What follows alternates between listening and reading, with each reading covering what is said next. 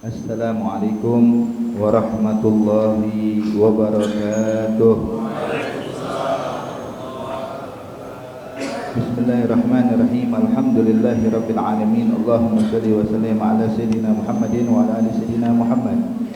Nawaina ta'allum wa ta'lim, tadhakkur wa tazkir, wa naf'a wal intifa' wal ibadah wal istifada wal hatta ala tamassuki bi kitabillah wa sunnati rasulillah. Doa ilal huda wa dalala ala al-khair, ibtiga wajhillah wa mardatihi wa qurbihi wa thawabihi subhanahu wa ta'ala. Qala al-muallif al-imam an-Nawawi fi kitab al-arba'in nawawiyya nafa'ana Allah bihi wa bi'ulumihi wa bi'ulumi as-sa'iri salihin fi darain amin ila an qala al-hadith al-ishrun al-haya'u min al-iman. An Abi Mas'ud Uqbah bin Amr al-Ansari al-Badri radhiyallahu ta'ala anhu qala qala Rasulullah sallallahu alaihi wasallam inna mimma adraka an-nas min kalami nubuwatil ula idza lam tastahi fasna ma syi'ta rawahu al-Bukhari. Al-hadits al-hadi wal 20 al-Islam dinul istiqamah. An Abi Amr wa qila Abi Amrata Sufyan bin Abdullah radhiyallahu ta'ala anhu qala qultu ya Rasulullah qul li fil Islam qawlan la as'alu anhu ahadan ghairak qala qul amantu billahi tsumma istaqim rawahu Muslim. Alhamdulillah. Hadirin hadirat yang dimuliakan Allah Subhanahu wa taala, kita bersyukur kepada Allah Subhanahu wa taala pada kesempatan di malam hari ini kembali Allah Subhanahu wa taala kumpulkan kita di dalam rumahnya, di dalam masjid Allah yang insyaallah akan membawa keberkahan untuk kita semuanya. Dan khusus saat ini kita akan melanjutkan pelajaran kita daripada kitab Arba'in Nawawi, hadis-hadis Rasulullah yang dikumpulkan oleh Imam Nawawi radhiyallahu ta'ala anhu arda. Sampai kita pada hadis ke-20. Yang mana ini hadis diriwayatkan oleh Abi Mas'ud Uqbah bin Amr al-Ansari al-Badri. Jadi artinya al-Badri adalah sahabat yang ikut hadir perang Badar. Sebab memang sahabat-sahabat yang ikut perang Badar ini mereka adalah orang-orang yang sangat dimuliakan Allah Subhanahu wa taala. Sebagaimana pernah malaikat Jibril alaihi salam datang kepada Nabi Muhammad sallallahu alaihi wasallam bertanya kepada Rasulullah, "Ya Rasulullah, siapakah orang-orang yang paling utama di antara sahabat-sahabatmu? Ya, umatmu yang paling mulia itu siapa yang paling utama?" Maka Rasulullah yang ikut hadir perang Badar. Ashabul Badar kata Rasulullah. Maka malaikat Jibril pun berkata, "Wa kadzalika nahan minal malaikah." Begitu juga kami dari kalangan malaikat yang paling afdal adalah malaikat yang ikut hadir perang Badar. Subhanallah. Sebab memang perang Badar ini hadirin itu adalah perang yang sangat menentukan Islam itu berlanjut atau enggak. Kalau seandainya kala itu Rasulullah kalah, sebab bayangkan hadirin, persiapan untuk berjihad enggak ada waktu perang Badar. Tujuan daripada Rasulullah sallallahu alaihi wasallam keluar dari kota Madinah, tujuannya bukan untuk berperang, tapi tujuannya untuk menghadang rombongan dagang milik orang-orang Mekah yang kala itu dipimpin oleh Abi Sufyan. Sebab Rasulullah waktu hijrah ke Madinah beserta para sahabat-sahabat Nabi waktu hijrah ke Madinah itu tidak sepeser harta pun dia dibawa. Semuanya dirampas, semuanya diambil sama orang Mekah. Bahkan ada salah satu sahabat pemuda nama dipanggilnya dengan Zulbijadain.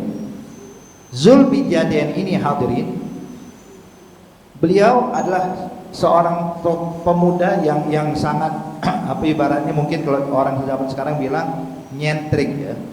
Bajunya paling bersih, badannya paling wangi ya. Waktu di Mekah tuh Masya Allah bergelimangan harta hadirin. Tapi ketika hijrah, ketika dia ingin meninggalkan kota Mekah sembunyi-sembunyi, Rasulullah sudah pindah ke Madinah Pak. Dia pengen nyusul Nabi Muhammad ke kota Madinah. Ternyata dipergoki atau ditangkap oleh orang-orang Mekah. Mereka bilang, "Ya Zulbijadain, ya fulan, ente enggak boleh meninggalkan kota Mekah." Maka dijawab, "Kalau begitu ambil semua hartaku, jangan halangi aku untuk berjumpa dengan kekasihku Nabi Muhammad." Maka dia bilang, "Ya sudah." Maka Zulbijadain pun turun dari kudanya, ya, semua harta yang dimiliki dirampas sama orang-orang Mekah. Dia pengen berjalan maka dihadang lagi. "Tunggu dulu ya Zulbijadain." Dia bilang, "Apa lagi?"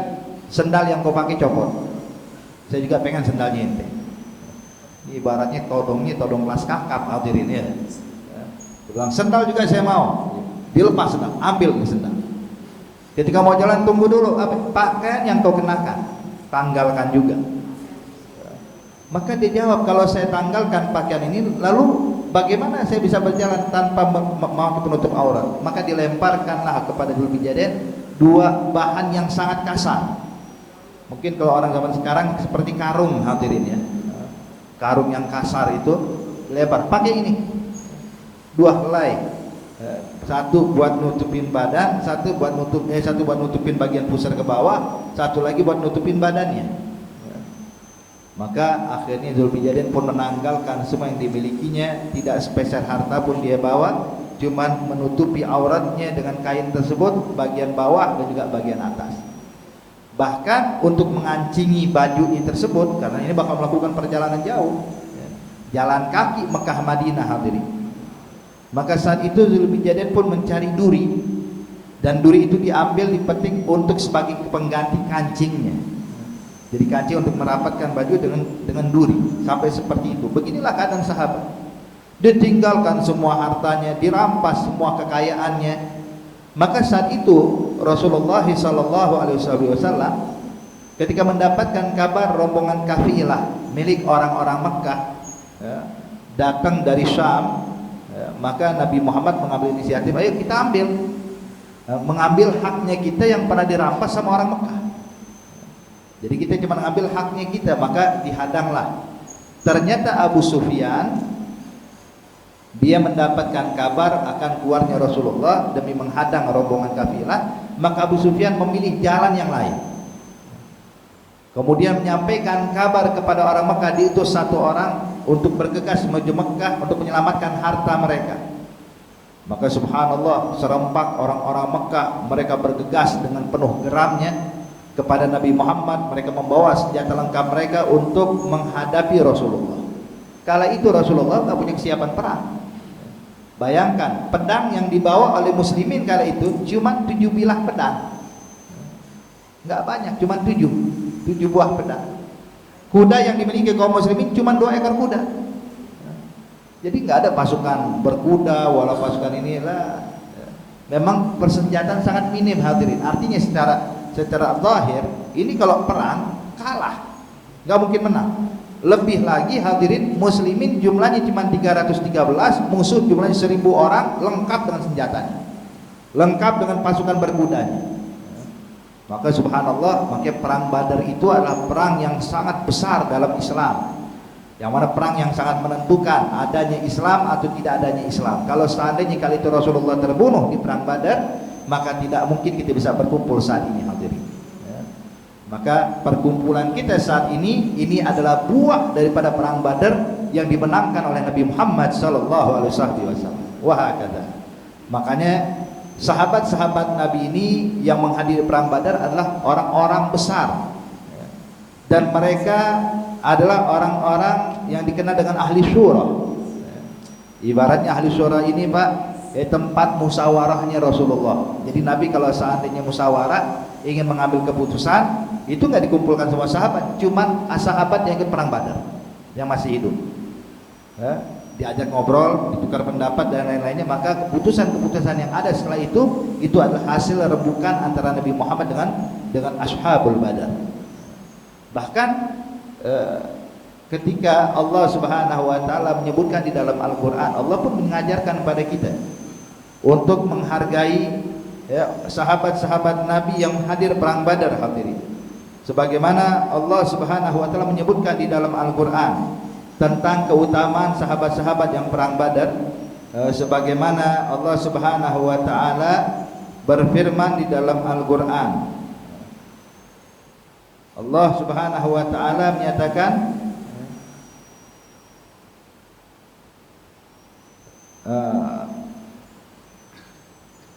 Ya ayyuhalladzina amanu idza qila lakum tafassahu fil majalis fafsahu yafsahillahu lakum wa idza qila anfuzu fanfuzu yarfa'illahu alladzina amanu minkum wa lazibutul ilma darajat wallahu bima ta'maluna khabir.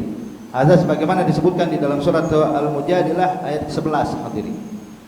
Ini ayat diturunkan ketika Rasulullah sedang duduk bersama para sahabat-sahabat di masjid, maka datanglah sahabat-sahabat yang ikut pernah hadir perang Badar sama Rasulullah. Karena beliau datang terlambat sehingga tidak ada tempat duduk maju ke depan, sehingga sahabat ini pun duduk di barisan paling belakang. Sahabat ini yang ikut hadir perang Badar duduk di barisan paling belakang. Nabi melihat, tentunya para sahabat-sahabat Pak berharap bisa duduk sama Rasulullah, bisa dekat sama Nabi Muhammad, itu suatu kebanggaan, suatu kebahagiaan. Maka mereka kalau Nabi belum datang tuh di majlis, mereka udah kumpul duluan tuh nungguin Rasulullah, berebut untuk mendapat barisan paling depan. Kenapa? Biar bisa menikmati memandang wajah Nabi Muhammad. Maka sahabat ini yang ikut hadir perang Badar datang terlambat sehingga dia pun nggak bisa maju ke depan, duduk. Nabi melihat, maka Nabi pun berkata kepada para sahabat-sahabatnya, ayo coba bangun, buka jalan buat dia. Jadi memang di sini hadirin, Islam mengajarkan kepada kita untuk meletakkan sesuatu pada tempatnya. Jadi orang-orang yang memiliki keilmuan, orang-orang yang kita sepuhkan, orang-orang yang kita tokohkan, kalau kita lihat jangan dibiarkan duduk di belakang, suruh maju ke depan. Jangan pakai bilang, datang telat mau maju ke depan. Kalau ente bilang kayak gitu berarti nggak paham akan syariat Islam. Ini firman Allah. Allah mengajarkan pada kita untuk menghargai orang-orang yang dimuliakan, orang-orang yang dihargai atau tokoh dan lain-lainnya. Nabi pun berkata kepada para sahabatnya, bangunlah kalian, buka jalan buat dia. Maka semua sahabat kala itu karena belum memahami, mereka merasa risih. Kenapa suruh bangun? Dia kan datang terlambat, kita datang lebih dahulu, kok dia datang terlambat bisa maju ke depan. Jadi para sahabat ini ada di dalam hatinya sedikit tidak menerima, maka turun wahyu. Allah nyatakan, ya ayyuhallazina amanu, hai orang-orang yang beriman, idza qila lakum tafassahu fil majalis fafsahu. Kalau kalian diperintahkan oleh Nabi Muhammad buka jalan, arti lebarkan, longgarkan barisan kalian, maka longgarkanlah barisan kalian. Wa idza qila suzu fantuzu, kalau disuruh bangun, nurut sama Rasulullah. Ayo bangun, minggir, buka jalan buat dia. Maka teguran dari Allah kepada para sahabat juga teguran dari Allah tentunya buat kita semua. Kemudian Allah jelaskan, yarfa'illahu allazina amanu minkum wallazi utul ilma darajat. Allah akan mengangkat derajat ahli ilmu dibandingkan orang-orang yang beriman tapi tidak memiliki ilmu. Makanya di sini hadirin, di dalam Islam diajarkan kepada kita wad'u syai' fi mahallih, meletakkan sesuatu pada tempatnya. Wa hakadha. Nah, di sini al-hadis yang ke-20 ini diriwayatkan oleh salah satu sahabat yang menghadiri perang Badar, tokoh besar dari kalangan sahabat-sahabat Rasulullah sallallahu alaihi wasallam. Baik. Beliau meninggal wafat pada masa khilafah Sayyidina Ali bin Abi Thalib di hari Jumat tanggal 18 Zulhijjah tahun 35 Hijriah. Tahun 35 Hijriah. Wafat perawi ini Uqbah bin Amr al-Ansari. Baik. Kemudian dinyatakan di sini bahwasanya Rasulullah sallallahu alaihi wasallam pernah bersabda, inna mimma adrakan nas min kalamin nubuwatil ula idza lam tastahi fasna ma syi'ta. Nabi menyatakan sesungguhnya ucapan yang didengar oleh setiap umat dari para nabi-nabi mereka. Jadi setiap nabi menyampaikan hadis ini hadirin. Setiap nabi menyampaikan ucapan ini kepada umatnya. Maka kata Rasulullah, saya ucapkan juga pada kalian. Apa itu bunyinya? Pesan dan wasiat para nabi kepada umat. Nabi menyatakan adalah idza lam tastahi fasna ma syi'ta. Kalau seandainya engkau sudah tidak punya malu, lakukan terserah yang kau inginkan. Nah, ini hadirin hadirat yang dimuliakan Allah, bukan berarti seorang muslim itu harus jangan jadi orang pemalu, harus orang yang pemberani lah. Malu itu hadirin ada yang baik, ada yang buruk. Malu itu ada yang positif, ada yang negatif ya. Kapan malu itu positif, kapan malu itu baik? Malu yang menghalangi engkau dari berbuat maksiat, itu malu yang baik. Kenapa nggak macam dulu? Malu lihat banyak orang, saya nggak berani. Malu. Nah, kalau ada malu yang positif, malu yang bagus, menghalangi engkau dari berbuat maksiat, menghalangi engkau dari perbuatan yang haram, maka ini malu yang baik. Kemudian juga malu yang baik itu hadirin adalah sifat yang mana menghalangi dia daripada sifat sombong, angkuh dan lain-lainnya. Artinya sifat malu kayak begini ini bagus, positif. Tapi kalau seandainya malu yang negatif itu adalah malu yang negatif itu adalah malu khususnya di dalam dalam melakukan ingin bertanya dalam majelis ta'lim atau majelis ilmu.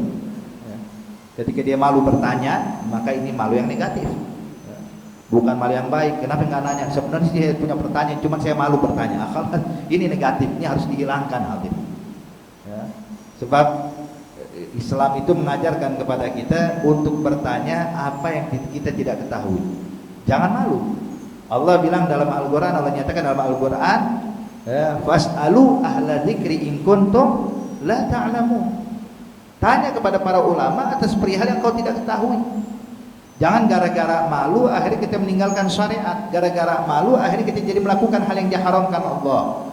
Kita nggak tahu ini halal apa haram, kita nggak tahu ini wajib atau tidak wajib, akhirnya kita tinggalkan gara-gara malu bertanya, maka dari sifat malu tersebut justru menjerumuskan kita pada maksiat. Dari sifat malu kita menjerumuskan kita dari perkara yang diharamkan Allah Subhanahu wa ta'ala. Jadi malu bertanya itu adalah sesuatu yang kurang baik. Kemudian juga malu untuk melakukan amar ma'ruf nahi mungkar. Ayo cegah bang, saya malu, saya siapa sih? Nah, ini juga nggak baik hadirin.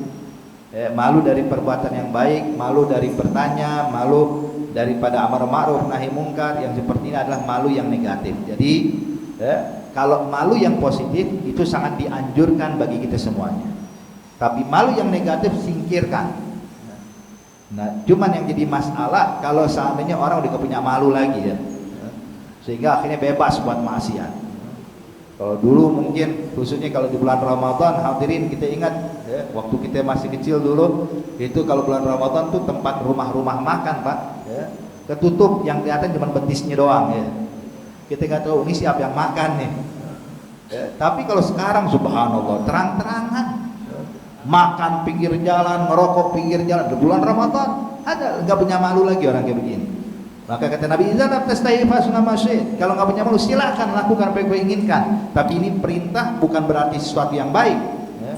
Perintah ini adalah ancaman. Lakukan sesukamu, tapi ingat hukuman nanti bakal datang dari Allah. Ya. Nah, makanya sekarang hadirin, ya, kita lihat. Semakin kemari zaman maka makin berkurang sifat malu, makin berkurang sifat malu, terus menipis. Nah tugas kita jaga malu yang baik, malu yang bisa mencegah kita dari buat maksiat. Jaga khususnya anak-anak kita, khususnya anak-anak perempuan kita. Kalau sekarang udah gak ada malu lagi perempuan, kadang-kadang anak-anak muda kita hadirin, para wanitanya, nasallallahu alafiyah, kadang-kadang mereka lebih mengutamakan mode, mengutamakan fashion, akhirnya mereka berani melakukan hal yang dibenci oleh Allah tanpa rasa malu. Ya. Kalau kita lihat sekarang ini, ya, itu anak-anak muda, anak-anak mudi kita hadirin untuk mengucapkan kalimat yang kasar, kalimat yang kotor biasa, ya. Biasa, tidak punya malu lagi. Kadang-kadang kalau kita lihat perilaku mereka, perbuatan mereka, jujur hadirin, dulu kita mau ngeliat ibu-ibu joget gimana sih? Kalau sekarang kita lihat ibu-ibu joget biasa depan kamera hadirin.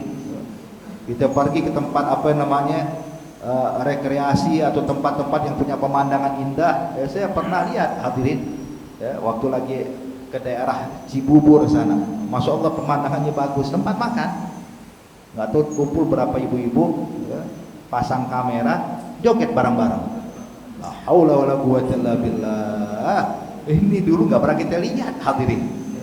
Sekarang udah merasa biasa. Asal idalam tastahi fasna ma syi'ta. Kalau nggak punya malu lakukan yang kau inginkan, sesuatu yang buruk. Ya. Makanya hadirin, hadirat yang dimuliakan Allah, ya, berarti di dalam Islam diajarkan pada kita sifat malu. Sampai Nabi menyatakan dalam riwayat yang hadis yang lainnya, al-haya'u minal iman. Sifat malu itu bagian daripada iman. Hakada. Baik. Kemudian juga ada sebagian pendapat ulama-ulama tentang sifat malu ini. Dibilang sifat malu ini muncul dari mana sih? Sifat malu ini muncul dari ma'rifah. Ketika dia mengenal Allah Subhanahu wa taala, tahu keagungan Allah, maka dia bakal malu melakukan hal yang bakal dilihat oleh Allah. Ya, malu untuk bermaksiat. Kenapa? Merasa Allah selalu melihatnya. Ya. Hakada. Makanya Sayyidina Utsman ibn Affan radhiyallahu ta'ala anhu arda adalah sahabat yang terkenal memiliki sifat malu yang luar biasa, pemalu. Ya. Sayyidina Utsman dengan kedudukan yang mulia, padahal beliau adalah mantunya Nabi Muhammad 2 kali hadir. Kedua putri Rasulullah dinikahkan pada Sayyidina Utsman. Ini orang besar, sahabat Nabi yang punya kedudukan mulia, tapi lihat sifat malunya dia. Kedekatan dia dengan Rasulullah tidak membuat dia makin sombong dan angkuh. Yang ada tetap merendah di hadapan para sahabat, tetap merendah di hadapan Nabi Muhammad, tetap merendah kepada orang-orang yang ada di sekitarnya. Sampai Nabi Muhammad SAW pernah sekali waktu hadirin di rumahnya, itu seperti memanggil pembesar-pembesar sahabat untuk datang ke rumahnya Rasulullah. Kalau itu Rasulullah di rumahnya lagi sedang merendam kakinya di air. Jadi sambil, tentunya kalau orang merendam kaki di dalam ember atau wadah yang bersih air, tentunya perlu diangkat kain sarungnya sedikit ya. Setengah betis lebih dikit, yang penting di bawah dengkul, sebab dengkul aurat.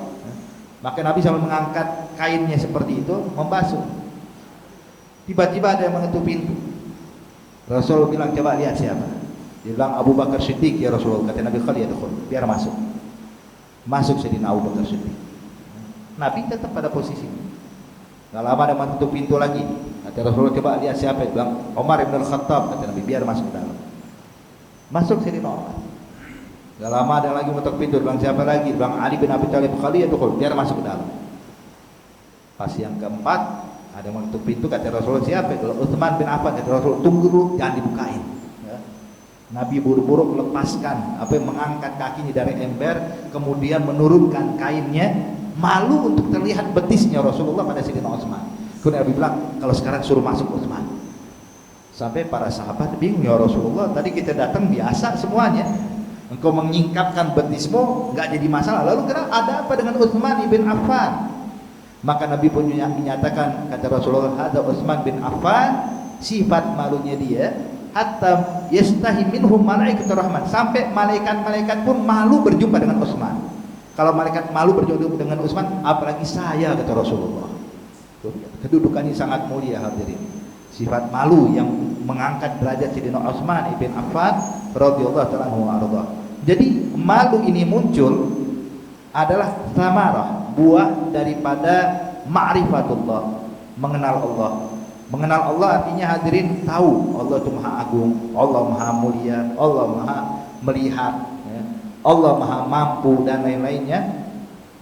Sehingga ketika orang sudah mengenal Allah sedemikian rupa, mengagungkan Allah dengan hatinya, akan muncul sifat malu pada Allah. Akan muncul sifat malu.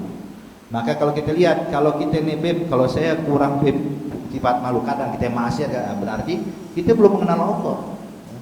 Mengenal Allah bukan cuma Allah Tuhan saya, begitu siapapun bisa hadirin, tapi mengenal dengan mengagungkan Allah. Contoh begini hadirin, kita mungkin kenal seorang jenderal, contohnya jenderal atau panglima yang paling tinggi kedudukannya. Kita mengenal sekarang panglima kita Fulan bin Fulan, jenderal. Kenal orang Indonesia kenal siapa jenderalnya, panglimanya. Tapi hadirin, pengenalan kita beda dengan pengenalan para prajurit pada jenderal ini. Sama-sama kenal, Pak. Cuma kalau kita kenal biasa, kenal saya panglima sekarang Fulan bin Fulan, biasa hati kita. Tapi para prajurit bawahannya, lihat bagaimana mereka menghargai, menghormati, nggak berani memandang, takut. Kenapa? Sebab dia memuliakan pimpinannya, memuliakan jenderal tersebut. Nah, begitulah seseorang muslim hendaknya kepada Allah. Mengenal Allah bukan cuma Allah Tuhan saya lah, ya. Tapi mengenal dengan mengagungkan Allah, memuliakan Allah, wahakadha. Maka dengan sifat ini bakal muncul sifat haya, sifat malu kepada Allah. Ya. Itu ada seorang ulama besar, ya. Beliau hadirin itu kalau mandi di rumahnya itu nyiapin kain sarung. Kita tahu di dalam syariat Islam Pak, menyingkap aurat itu hukumnya haram, ya. Kecuali darurat, kecuali kalau darurat, ya. Kayak kita mandi, ya, sendiri di kamar mandi, tanggalkan pakaian, tidak haram, darurat. Sebab mau nggak mau kita mandi harus menanggalkan biar kita bisa membasuh sekujur tubuh kita, ya. Tapi ada satu orang ulama tetap pakai sarung, sampai ditanya, kenapa kok dia pakai sarung? Padahal di dalam syariat Islam diizinkan untuk menanggalkan atau menyingkap aurat dalam keadaan khalwat untuk mandi. Maka dijawab, iya, saya tetap memakai kain sarung sebab saya malu terlihat aurat saya di hadapan Allah. Bukan di hadapan orang lagi Pak, tapi di hadapan Allah. Allah Maha melihat, tidak ada hal yang luput dari Allah Subhanahu wa ta'ala. Wa hakadha. Jadi intinya sifat malu itu muncul daripada ma'rifah, ya, mengenal Allah sesungguhnya. Baik. Kemudian juga yang berikutnya oleh seorang ulama yang lainnya, ciri malu itu adalah itraqur ruh, ijlalul azimul jalal. Wa min hadza al-qabil hayatu Israfil kama warada innahu yastanir bi janahihi haya'an min Allah azza wa jalla. Baik.